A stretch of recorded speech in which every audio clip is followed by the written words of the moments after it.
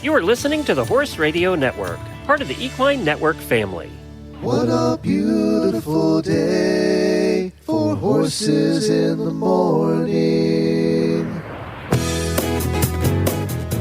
You are listening to the #1 horse podcast in the world. Here is your entertaining look at the horse world and the people in it.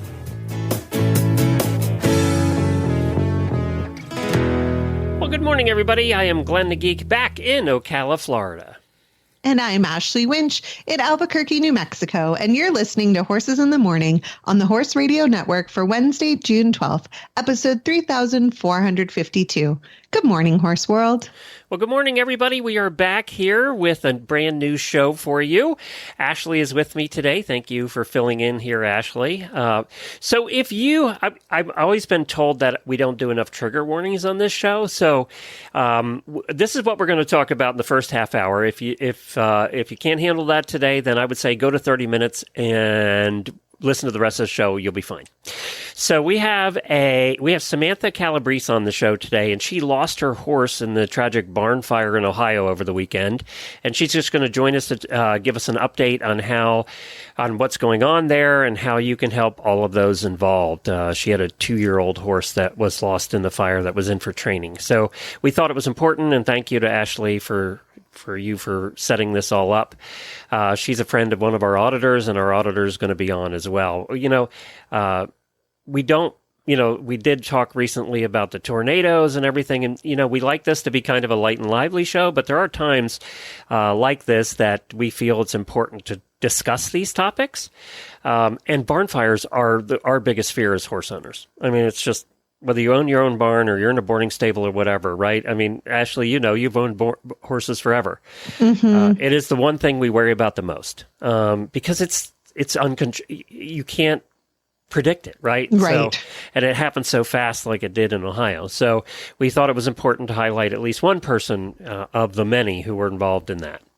Also, Madeline Boast is going to join us to talk about horse dehydration and how to avoid it. And I have a study show, too, and there's lots of funny ones in there. So we're going to do that later in the show. So as I said, if you want to fast forward to the 30-minute mark, you can do that. I wanted to start off the show by explaining why Jamie is not here. As you know, Jennifer and I were visiting relatives in Pennsylvania, and that's why we missed Friday and Monday. But Jamie was out on Monday, and we had a best of because her mom did pass away over the weekend. She flew down to Florida on Saturday. I think her mom passed away on Sunday or Monday. So I wanted to let everybody know that that happened. Our thoughts and prayers are with Jamie and her family at this time, her brothers and everybody. So we're thinking about her. She is home now. She's getting some horse therapy time. Wasn't really up for doing the show this morning. I don't blame her for that. So she said that she'll be back on the show on Friday. So we'll both be here on Friday. But I did want to mention that, and we're thinking about her at this time. It's kind of a mixed blessing. It's kind of a mixed thing in that her mom was so sick, but then still after it really hits you hard when you have that situation. My mom was kind of in a simpler situation when she passed. It was a blessing that she did, and yet it was still, that almost made it harder after. So I know what Jamie's going through, and we're giving her our best. And we're going to do some daily winnies, though, before we get to our guest, and we do have some birthdays.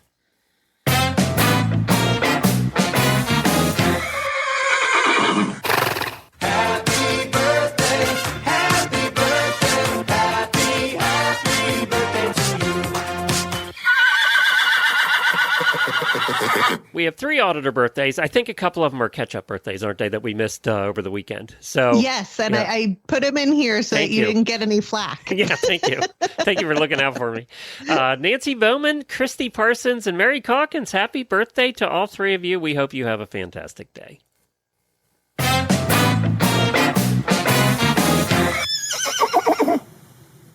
And my daily Winnie goes out to the U.S. Para Dressage team. They won at the CPEDI Hagen in Germany. The team of Rebecca Hart, Fiona Howard, Beatrice de Lavalette, which is just so much fun to say. Yep. And Kate Shoemaker posted excellent scores with 7 out of 8 over 70%, which is... That's amazing. I mean, that's, a dream. I think... I don't know if maybe I've gotten over 71% maybe one time in my little years of riding. And that was a baby novice. Yes. I mean, I competed in first level, but it's not. I mean, that's still first level. It seemed like a big deal at the time. And their score brought them up to the top of the podium ahead of second place team France and third place team Italy. So it was also a U.S. team record, looking great for the Olympics, which I was telling Glenn before we recorded. I have never been more excited to watch. I always am excited to watch the equestrian sports in every Summer Olympics. But the fact that dressage is going to be at Versailles has my little Francophile heart beating out of my chest. And you guys, I'll be able to drink French wine at the same time. The baby will be drunk, but Dad has 3 months paternity leave too. He can be on duty. I'm gonna have my dressage on. I'm gonna have my French wine. Where you live, you'll be getting up about 4 a.m. to watch that. I'll be up anyway with the baby. Oh, that's true. Yeah, you'll be fine. I did want to mention that Ellie Bremer, who's the president of the United States Paradressage Association, is on the next dressage show. We recorded that last week. Ellie's terrific. I love Ellie. We've known her for years, and she said it's so funny because she recorded this interview before we knew about this win, and it was a big win. They were way ahead of everybody else. So we recorded it beforehand, and she said, "I think our team's going to be pretty good." Ellie, yep, I think your team's going to be pretty good. Speaking about pregnancies, before we get to our guest to talk about the barn fire, some good news. Knock on wood. You're still pregnant, and everything's going well. Yeah. I mean, I went to the doctor yesterday and they're like, whoa, do you have any pain? I'm like, just as much pain as any person who's been pregnant for 400 years. And they're like, yeah, that's the standard response. I texted you over the weekend, and when I texted her, I asked how she was doing, and she sent a picture of an Oompa Loompa rolling down a hill. So that's how I kind of felt like you were feeling. That's my vibe for the last few weeks. I also sent you great pictures of my husband. Yes, that's hilarious. So I like we say, we're friends outside of the show. And so this weekend we were practicing trying on all of these different baby wearing devices. So if you're not a mom, what are they called? Seen the ones in the front? Baby Bjorn is. Yeah. And that's like a brand and a specific type. But if you're not a mom, you're just like, okay, whatever. There's like a baby on a harness, And so we had, through different hand-me-downs, again, life hack, if you're pregnant a little bit after your friends, you get all the hand-me-downs. It's great. 10 out of 10 recommend.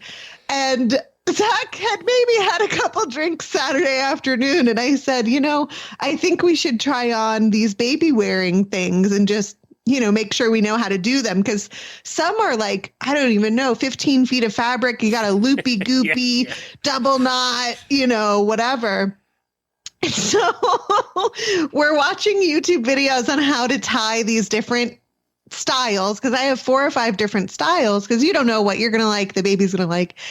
And we put my dog, Bruce, who's a Boston Terrier, like 25 pounds, in the baby carrier to test drive them to make sure that it would hold the weight of a baby.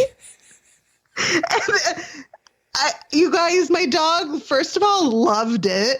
He did look very happy. Like, finally, I don't have to walk. It's like I'm getting the treatment I've always wanted. Exactly.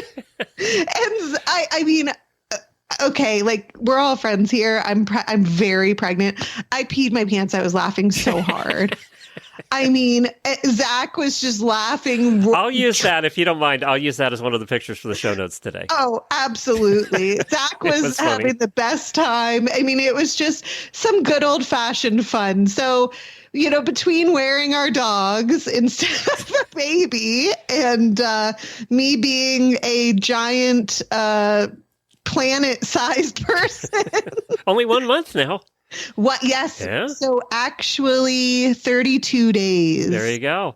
Yeah, obviously you're looking forward. I'm not looking forward to. I'm excited about you having a baby, but selfishly, I'm not looking forward to you leaving me for 3 months. I know. But you're doing it. I'm She's doing. ahead. I do have to tell everybody. Ashley is so conscientious. She's getting everything worked ahead of time. So because she's that conscientious, she doesn't have to do that, but she is. And thank you for that, Jennifer. Thanks you for that too. Listen, I love you guys. I want you to not hate me by the time I come back for Radiothon.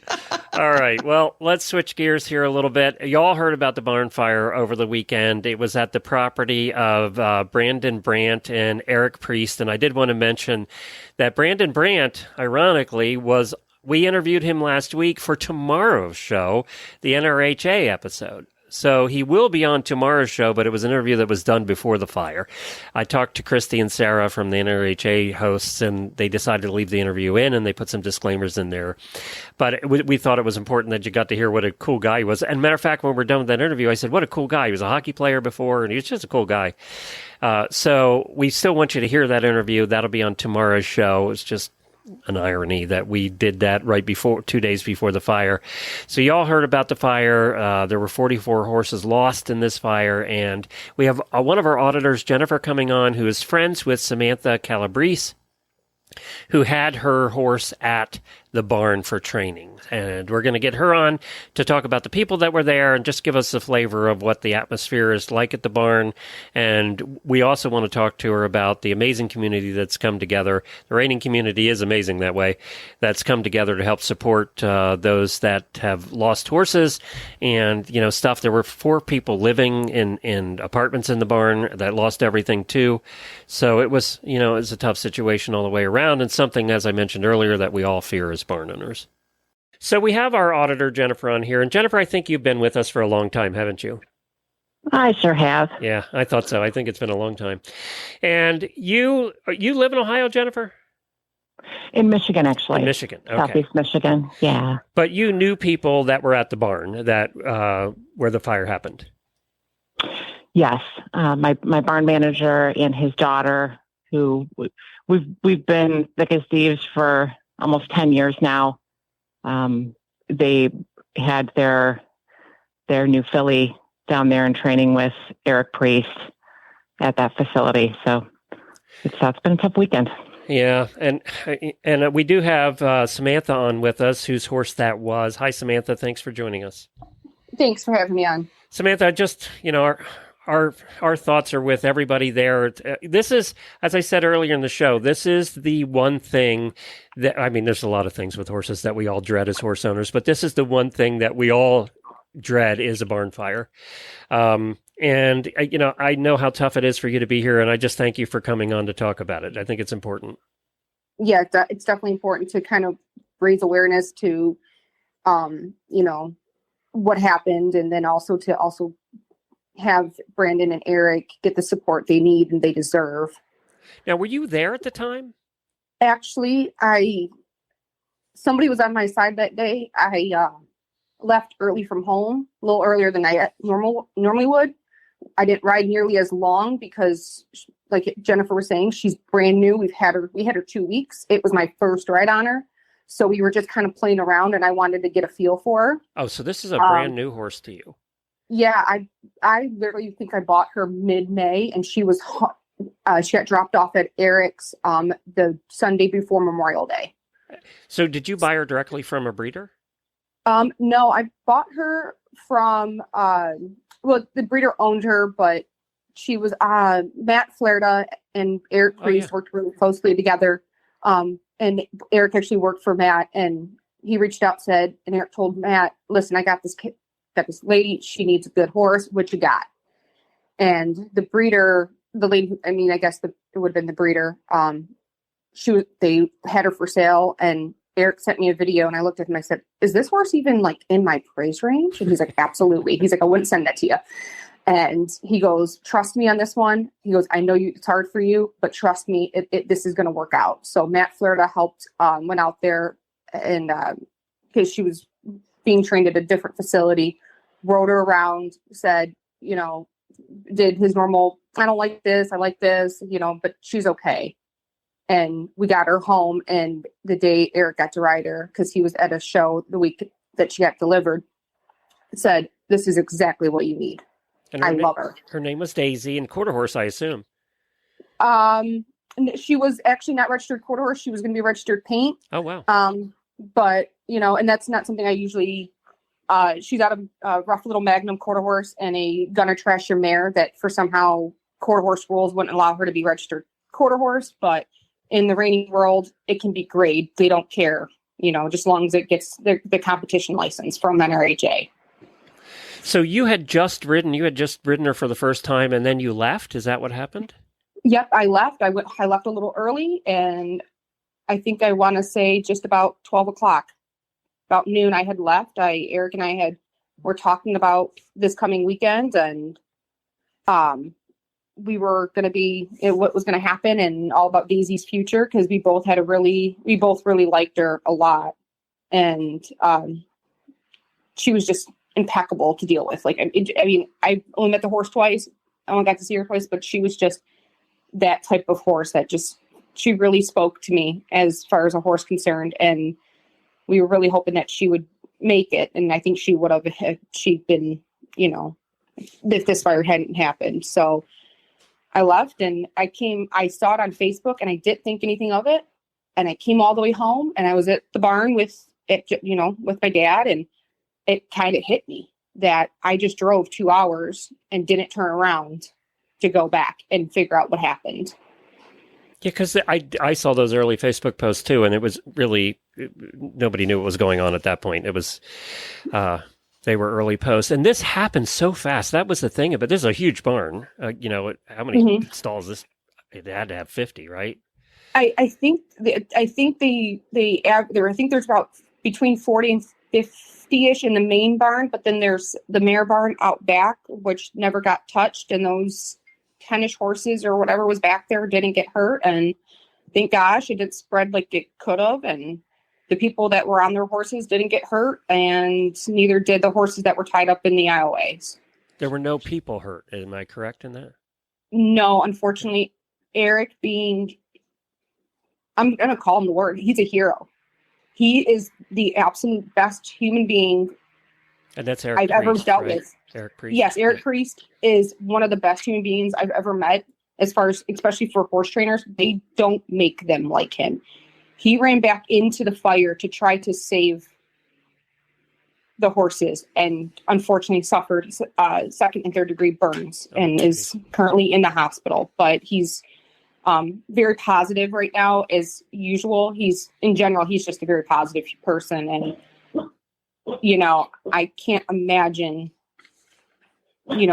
how he's feeling, because I mean he loves all of his clients and all of the horses, and he's just a impeccable human being. Yeah, and I'm sure people that haven't seen the news reports are wondering, why he couldn't get it. This thing spread fast. I mean, it was fast. And we don't obviously know at this point what caused it or anything, but it was quick. And, for him to run back in even then, it must have been terrifying for him, and God bless him for trying. Yeah, from what I understand, it spread within 6 seconds, and it was so hot that the barn is built out of I-beams, and the I-beams started melting and folding. I mean, there was no saving anything. I mean, we're lucky that nobody else, that it wasn't worse, or, and part of this barn, there's housing attached to it. What if somebody would have been sleeping in their home? And I heard that, there were 4 people that lost everything that way too. I know of one, the Brandon Brandt's main assistant. She lost that she lived there. I don't know if anybody else. I know there was a couple different apartments up there, but I don't know how many people actually lived there. But I'm sure they had a few more. So how are you doing? Taking things by, day by day, trying not to do the shoulda, coulda, wouldas, because that's never going to be any better, because If you ask, I kept telling when it first happened, telling my husband and my dad, I should have turned around. I should have turned around. I could have saved her. I could have saved her. Because my horse was on the opposite side of the barn where the fire, where to me, it looks like where you see all the flames and stuff. She was on the opposite side near a door. And I'm like, I could have saved her. And my husband and my dad were like, yeah. But then he goes, in there, he wouldn't have saved her. You would have been hurt too. And, you know, I know they're thankful. I didn't go back because they know I would. If I would have put two and two together, they know I would have done it. And I would have probably would have been too late anyway by that point. And that's another thing. And honestly, I'm kind of glad I didn't have to see that. I feel bad for all the people that had to go pick up their horses and look at it in it's the state it's currently in. I mean, that's just, and all the people that were there. Do that. I've seen, you know, I've been around horses that we put down stuff, and I don't think I could do that. That's tough. Ugh, that's a tough one. Well, now the one thing that always happens in the horse community is when things go wrong, the horse community comes out. And from what I'm seeing, that's true of the reining world, especially. Oh my gosh. I mean, the reining world just went hog wild, I'm going to say, in 24 hours. And then in some of the different other auctions and stuff, I mean, you see pleasure horse people donating breedings and embryos. And I mean, they're donating their time, and I'm sure that's some things I'm sure there's more stuff that I haven't seen, but I mean, it's just gone, and it's gone crazy. And I'm thankful that these people exist and they want to reach out and help Eric and Brandon. I know both of them have impeccable, reputations in the community as being just good trainers, good people, good horsemen. And I feel like that's always, helps. And I know they're both just hard, trying to figure out how to fix it for their clients. And unfortunately, and that's one of the reasons that we wanted to have you on, is because, these weren't all their horses. Most of these were probably client horses. So there were so many people affected by this, not just Eric, not just Brandon, it's there were a lot of people affected by this. Yeah. And the grooms and, the stall cleaners, it's affected so many lives. Yeah, they're out of jobs right now too. So, it's just sad all the way around. I'm very sorry about Daisy. And it is hard to find that horse where you have the instant connection with. That doesn't happen too much. I hope you find that again. I appreciate it. I'm sure you will. You'll find it. You'll be determined. I can tell just by talking to you. And my thing is, I have grown. I've only been with Eric for just a little over a year. But he's stuck with me for the rest of his life. I've told him that before. And if that didn't, this just solidified it. And he's just, and I want him to come back and him to have our group there ready to support him and anything he needs. Is there any way people can help? There's a ton of fundraisers, GoFundMe. There's a couple different ones for Eric. There's one that Shannon Hill, a fellow trainer, started, and then Jamie Miller, who is another client of Eric, so I've become very close with. They are great ones to go to. Professional Horse Services has their auction coming up on the 24th. I mean, if you can sell it, it's probably there. Vacations in Maui, breedings, clothes, saddles, you name it, they're selling it. Then there's also BMAR Media selling T-shirts, and all the benefits are going to them. And if you can go on Amazon wish list, they have an Amazon wish list of all new tack and stuff they need. I mean, there's several different pages you could go to on Facebook. I think Jennifer has those. Yeah, and we'll put the links in our show notes so you don't have to memorize them. We have the two main ones for Eric and then also for Brant Performance Horses. So we'll definitely put those in. I wish you the best of luck. I hope that you find something and you have that lifetime bond with the next one that comes along. I appreciate it. And our thoughts and prayers are with everybody out there in Ohio that has it's just been devastated by this. Thank you. Thank you to Jennifer, too, for arranging this. Jennifer, we appreciate you reaching out and letting us know. Absolutely. Thanks for having us on, guys. We're all in this for the love of the horse, and Brandon and Eric definitely exemplify that, as do all of you. So thanks and love to you all. Well, of course, this episode is brought to you by State Line Tack, as it has been for like 10 years here in the show. And if you head on over to statelinetack.com right now, you're going to see that they're highlighting all the summer riding stuff. And that includes 1K and Romp and Mountain Horse and Pessoa and Equistar. You can shop their top-selling brands by just clicking on that banner at the top of the page. They have 9 pages of products, hundreds of products there highlighted right now. Some of them are on sale, and I'm seeing up to 30% on some of the helmets right now, and I know there were some helmets that were being closed out as well. There also have Pessoa saddles. Pessoa, that is, when we had our tack shop, Pessoa was one of our favorite brands. One, because they were just top quality saddles. And people that bought Pessoas never disliked their Pessoa. They always loved their Pessoa.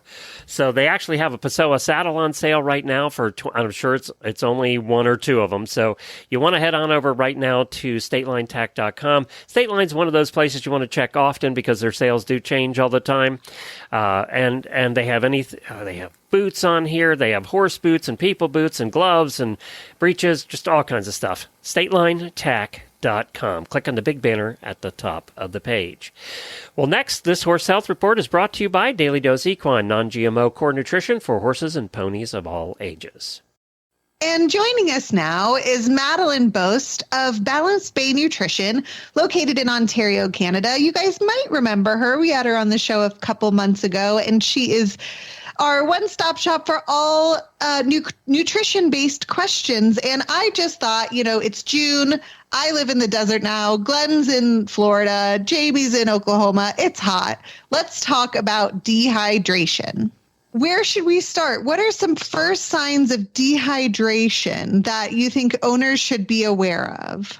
So when we talk about dehydration, salts and electrolytes are critical, but recognizing it is also important for the animal's health. A lot of horse owners will do the skin pinch test, which is great. Also being familiar, checking your horse's gums, even like jugular refill can be a good indicator. Being familiar with their usual heart rate and respiratory rate are all really good indicators. And for the pinch test, for example, can you walk us through what that looks like, feels like, just in case we have some listeners maybe who aren't familiar? Yeah, for sure. So when you're doing the skin pinch test, typically you do it on the neck of the horse, and you pinch the skin and make sort of a tent. That skin, when you let go, should essentially immediately go back to normal within 1 to 1.5 seconds.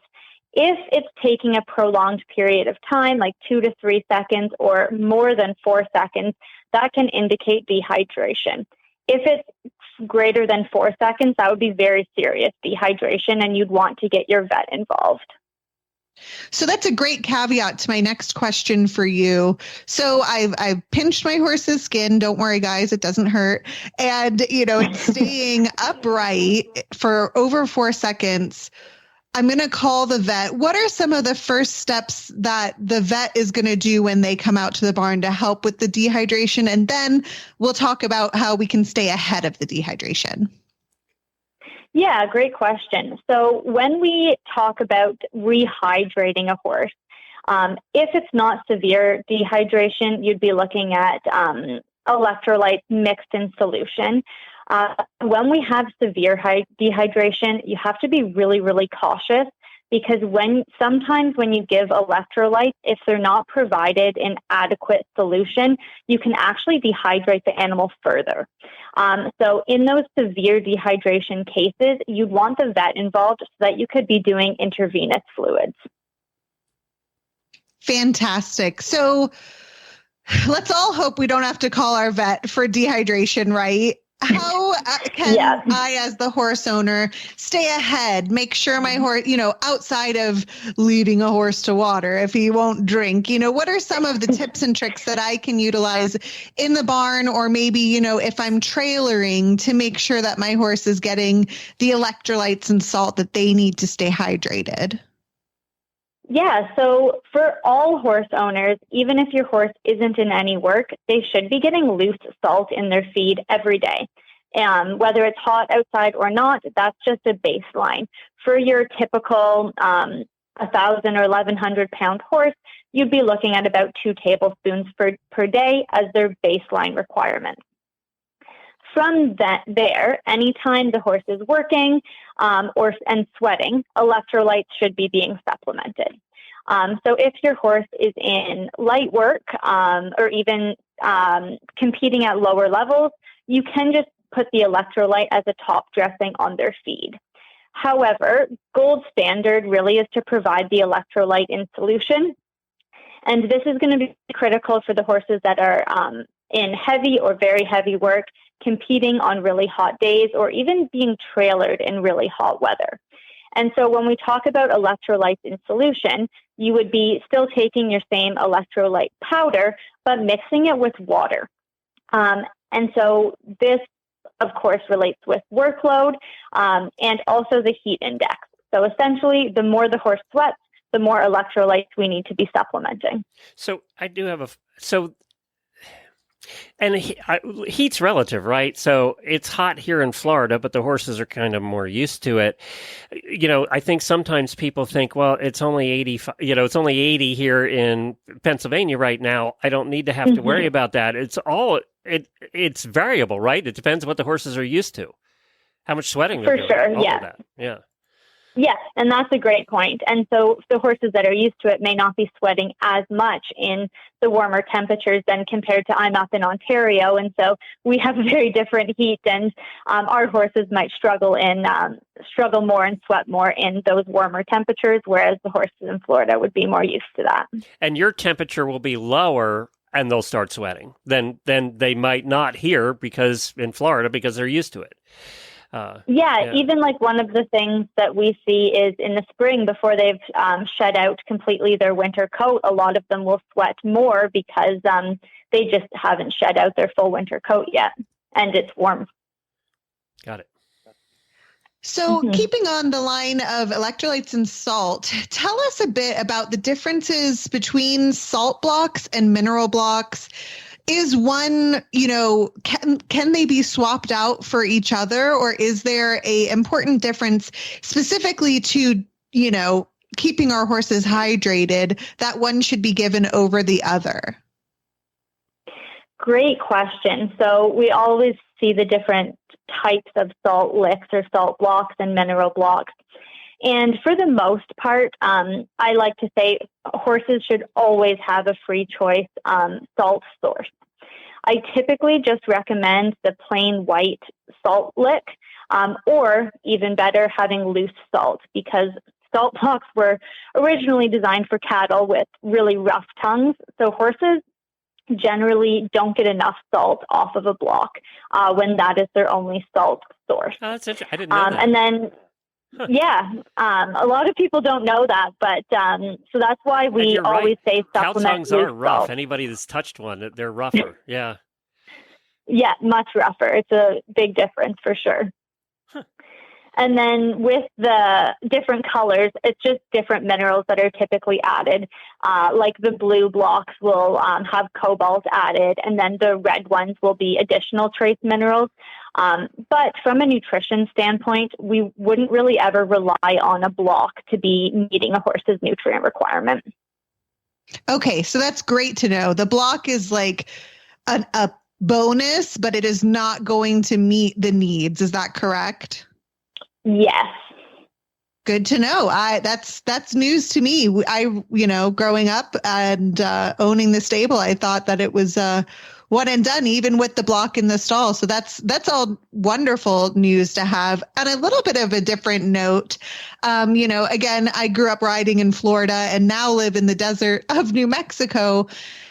Do you have any advice nutritionally for folks whose horses are non-sweaters or hesitant to sweat, how they can try to help keep them as hydrated as possible?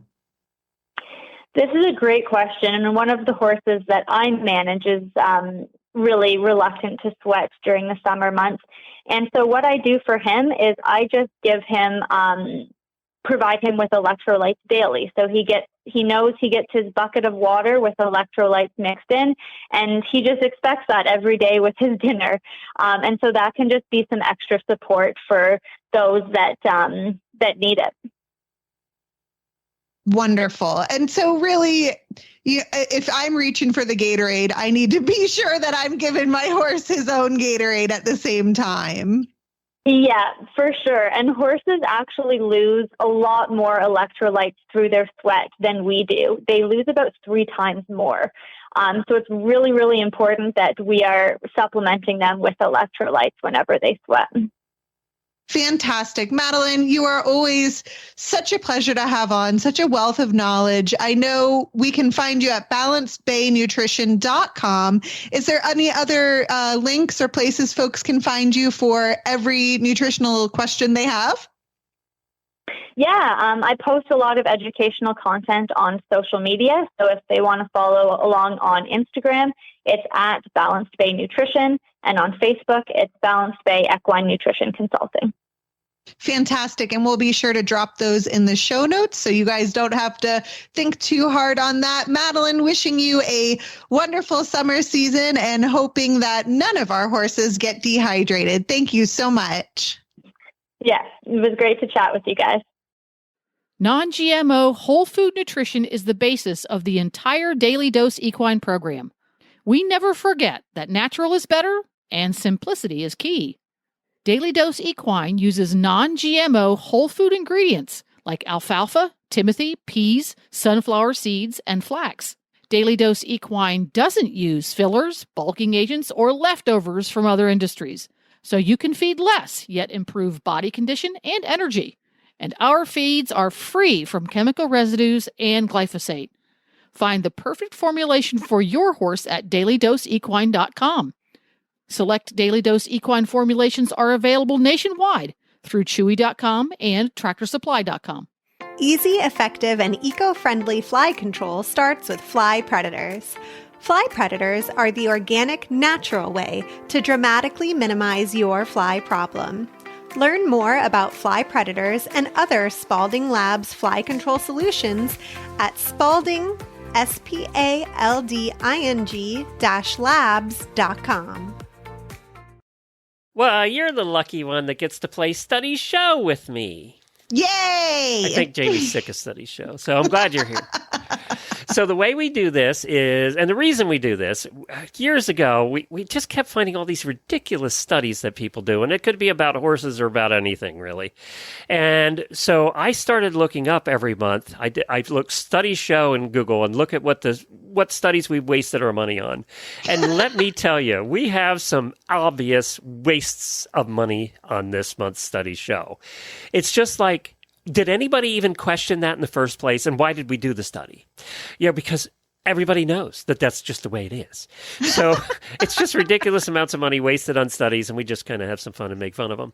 And you get to guess. So I'm going to give you a lead in to the study, and you're going to kind of guess what the studies show.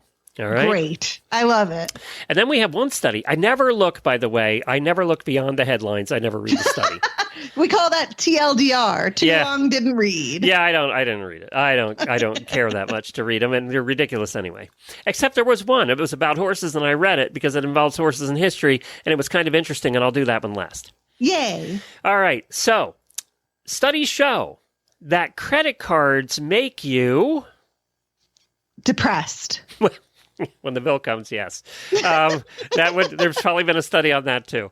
Credit cards make you spend more.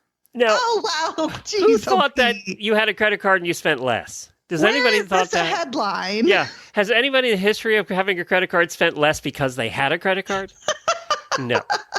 No, none of us have done that. Now, some of us use credit cards more responsibly than others, and I have been in both of those camps, irresponsible and responsible. Oh, I think everyone starts in the irresponsible camp. Yeah, and I did. And then you learn your lesson, and then you're in the responsible camp, because we do the same thing. I love me some Amex points. There you go. Yeah, Amex points, because you have to pay those off right away.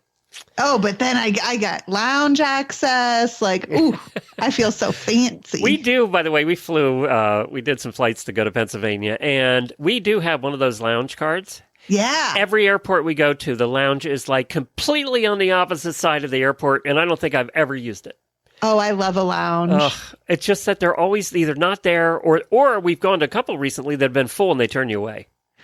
So that's been fun. That is depressing. See, we circled back. Actually, there should be a study about that. And how many people actually get to use the lounge at the airport? Next study. Studies show that excessive use of energy drinks have a positive or negative effect on young adults. Oh my gosh, obviously negative. Yeah, that would be the answer, negative. Did anybody... Well... They did say, though, they clarified, I just read the tagline, and they did clarify that 1 or 2 energy drinks are fine. It's when they start drinking 12 a day. Again, I think we know that intuitively. Yeah, like, this didn't need to be studied, guys. Yes, I think intuitively we knew that was the answer. Now, next study. Studies show that bike riding, even electric bikes, is blank for you. Is the answer really good for you? Yes, it really is good. It really is good for you. And it helps prevent knee issues and boost longevity, which any exercise probably boosts longevity, right? Unless you're doing it excessively and you die from your exercise. It's probably good for you to actually do exercise. So, you don't say. I like that headline. I like that they included electric bikes in that study, because people think with you an electric still bike, pedal you them. still pedal. Right, that's correct. I mean, it did. By the way, it did help it did help Jennifer's knees bike riding. Oh, I bet. Oh, yeah, of course. Yeah, she's had bad knees, and apparently the way the knee moves when you're bike riding is different than when you're running. Let's say because she can't run. Right, because there's not that concussive. Right. Yeah. It's getting exercise without the concussive part. Yeah. Same as swimming, I guess, would be kind of the same, too. Potential for injuries from... I love this. I'm not going to have you guess this one. This was the next study that I saw. That the potential for injuries from e-bike and e-scooter accidents is growing with their popularity. Oh, shocking. Let me get this right. The more people that do something, the more chance there is for something to go wrong. You know, Glenn, I think we're in the wrong business. We need to be scientists and do these studies. And charge millions of dollars to do them. And we don't even really have to do them. We could just write up the report without doing it, because we already know the answer. They're not going to double check our work. We'll be like, oh, yeah, here's a chart. Boom. There we go. Studies show... Oh, this is again... It's like, really? Somebody thought differently. Studies show that high blood pressure blank heart disease. Causes? Yeah, contributes to heart disease. Yes, that's actually what the headline was. Studies show that high blood pressure contributes to heart disease. Was there somebody that thought high blood pressure didn't contribute to heart disease? They're like, oh, maybe it's good for you. Everybody, one of these I'm going, is there somebody that actually thought they didn't? Obviously there was, or there wouldn't have been a study. Somebody was like, David, we need a study out now. And he's like, okay. Yeah, what can we talk about this one? What can we charge the government for this one? Oh, this is another good one. This is the exact same as the high blood pressure one. Studies show that sleep deprivation is... bad. Yeah, see, Jamie tries to overthink these and then, thinks herself right out of the answer. You go with the obvious answer, and that is correct. That's studies show that sleep deprivation is really bad for you in many ways. Thank you, study. Yeah. Okay. So not sleeping, anybody think it was good for you to not sleep at all? I don't think so. Anybody that's I don't know anyone who's had a good day after not sleeping Yes, anybody well. who's had insomnia knows this answer. By the way, it listed the way it was bad for you, too, all the things that go wrong when you... And again, we all know that because we've all had those days. Studies show that violent crime goes up when... This one's kind of open-ended. Violent crime goes up when... Think very obvious. It's a full moon? That could be the answer. I'm sure there was a study about that. I Think more obvious than even that. on the weekends. What's full moon cause sometimes? High tides. The weather to change. So Oh, studies I show was close. that in summertime, violent crimes go up. Yes, I think we all knew that in winter. All It goes the punk down. kids are off school. Yeah, they're off school. It's hot. People are outside. Yes, people don't want to go out and commit crimes when there's 3 feet of snow and sub-zero temperatures. It always goes down in the winter. It always has gone down in the winter. Studies show that teens who are in sports blank their mental Are health. sporty? It's good for their mental health. Exactly. That's exactly what it is. Studies show that teens who are in sports improve their mental health. Again, did Oh my somebody doubt God. that exercise was bad for you? Did somebody think that was bad for you? That we needed to do a study? Now, Crystal, you're 17. Yeah. You shouldn't be taking care of yourself. No running for you. Go sit down and play more video games. Oh, I got one about that too later on. Okay, this was a bizarre study. Usually we have coffee in a study. No coffee this month, by the way. We always have coffee and marijuana. We do have marijuana. We don't have coffee. But this one, studies show that electric toothbrushes are better or bad for your teeth. What's your guess? I'm going to go with better. Yes, better for your teeth. Yes. By 50% better for your teeth. And the reason really was, I actually read this one because Jennifer uses an electric toothbrush. I do not. And it's not that we argue about it. She just doesn't. I don't. Yeah. But because you brush longer. Sure, because it has that timer on it. Yep, with your electric toothbrush. And I think that was a majority of the reason, is you brush longer with it. So, see, I violated my own rule and actually read it. It was only a marital thing, the reason I read it. Studies show that daily marijuana use is more common or less common than daily alcohol consumption in the United States. Oh, what a good question. I mean, it's getting more and more legalized. We were somewhere... And alcohol is not as cool anymore with the youth. We were coming into Harrisburg Airport. It was like, what was it, 6 a.m. when we got there to come back home. And there was somebody smoking pot outside because it was like, whoosh. It was like oh my gosh, it's been like that in D.C. before. And now here in New Mexico, it's legal. And it's like, oh, you know, probably get it on a everywhere. walk. I'm like, whoa. Especially in Santa Fe. I'm gonna say yes. It's that marijuana daily use is higher than alcohol. Because I just feel like being sober from alcohol is trending now. It just became more common. It just passed daily alcohol consumption. Wow. That's a lot of pot. That's a lot of pot being smoked. Because we know how much people drink. So Willie Nelson's just raking it in, yeah, baby. Willie was way before his time. Studies show, 3 more actually. Studies show that I put this one in here specifically because I knew you were going to be on the show and you lived in Italy. And that's where this study was done. Oh, gosh. Studies show that music can affect how wine tastes. Does it make it taste better or worse? And now before you answer, this is actually them playing music in the wine cellar, not when you're drinking it. Oh, this so it's is like for the molecularly aging process. Yes. Well, see, I feel like I need to know what kind of music they're playing. And I will tell you, it was classical, like Bach and things like that. Okay. I'm going to go with better. You are correct. Yes. So this was a 20-year study that they did, and they found that this one winery plays Bach all the time, like 24 hours a day in their big barrel holding place. Yeah. And they found that the ones that they had in the barrel holding place and the ones they had that weren't in the music place, they tasted smoother.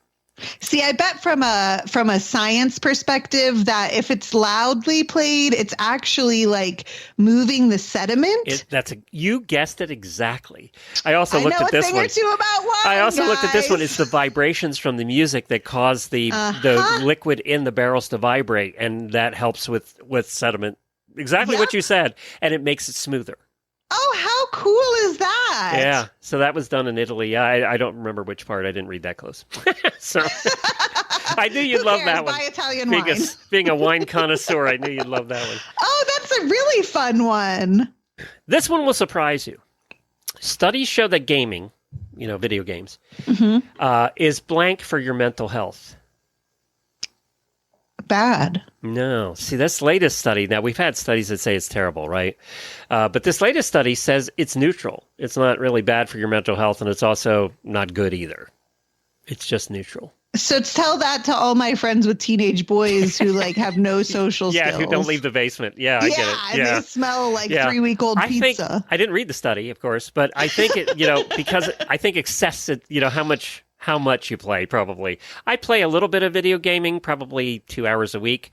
And so for me, it's kind of neutral, right? It's not good or bad. It just is. But if you're playing 20 hours a day, it's probably bad for your mental health.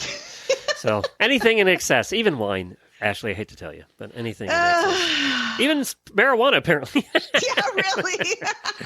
All right, one more study show, and this involves horses. So we read this one. You and I both read this one. Yes. So 133 researchers across 113 institutions, colleges, were in this study. It's a huge study, and the team looked at the equine archaeological remains spread across Eurasia. So they took a look at all kinds of equine archaeological remains, and they did radiocarbon dating and DNA sequencing of both modern horses and ancient samples dating back 50,000 years ago. And what they successfully identified is that horses were likely first domesticated around 5,500 years ago. And guess where? I would have guessed where Jesus came, right? Like what's that called? You'd be really? Wrong. It was in Mongolia, the steppes of Central Asia. Wow. Wow. And we've talked about Mongolia a lot on these shows over the years and how their horse culture dates back thousands of years, and that's where they think it started. Now, in the early days, 5,500 years ago, it was primarily a source of reliable milk and meat, and they still do eat horse meat there. But they were using them as, livestock. And they think it was 4,200 years ago when a second attempt at domestication happened, and that was they saw that certain horse species started to travel. Were starting to be used for travel. They found them in different places, so they could genetically follow their travels. So they think the domestic horse as a mode of transportation and use in carts and wagons and all of that started 4,200 years ago, and it was kind of a second domestication. And that's the one they believe truly transformed human history, obviously, until early 1900s. So, yeah, right. Till we got cars. Yeah. So that's what the study showed, and it was a huge study, and it was done over all of these institutions, and the things they can do with DNA, as we learned last week on the show, is amazing. So good for them. That was the study, and that's as in depth as I'm going to go, because the rest of it, to be honest, I didn't understand at all. It's gobbledygook. That's all I got out of it. All right, we're going to wrap up. Hang on, auditors. We're going to be back with you after the show for a couple of minutes. Ashley and I will hang around. But in the meantime, Jamie should be back on Friday. We have the NRHA show tomorrow with, obviously, one of the people who did lose their barn in that fire. So he'll be on tomorrow. It was pre-barn loss, though, so you'll get to see what kind of cool guy he really is. And Ashley, tell us about your shows. We have a really, really, really great episode of Quarter Horse Podcast coming out next week, where we actually had 3 different folks from the Equestrians with Disabilities join us, giving us a full view of that incredible program. And you guys will learn something about me that you might have not known, and I don't want to spoil it. So make sure you tune into the Quarter Horse Podcast next week. And then, of course, you'll also hear from me on the Show Jumping Podcast. And whenever you can't sleep stories for equestrians. All right. Thanks, everybody. We'll see you on Friday.